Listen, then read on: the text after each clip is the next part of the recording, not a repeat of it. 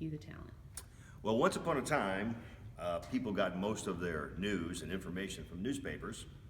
But if that wasn't enough, a lot of people subscribed to like a weekly magazine, usually Time or Newsweek. And it seemed like every year around Easter or Christmas, one or both of those magazines had a religious story. They'd have a story about the birth of Jesus and what all that meant.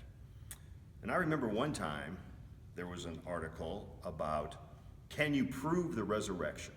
And that was the cover story, and it was a long, laborious article. It was scholars, and it was archaeologists and psychiatrists who theorized that maybe all the disciples and followers had a mass hallucination of the risen Jesus. When it got down to the end, they didn't really, in their mind, prove the resurrection. Also in that very same issue of the magazine, there was an article about a monk who decided he was called of God to live in the inner city. And he moved into the inner city, wore his robes up and down the street, and he got to know gang members. And he got to be trusted by gang members.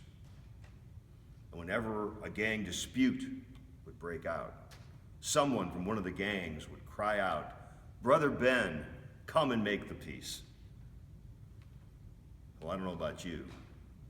It wasn't the long and scholarly article that proved the resurrection for me, but it was the story of Brother Ben, who had the power of Jesus and his resurrection on his life, who got him to move into the roughest neighborhood in the inner city and make the peace. I'll see you Sunday. We'll experience the resurrection.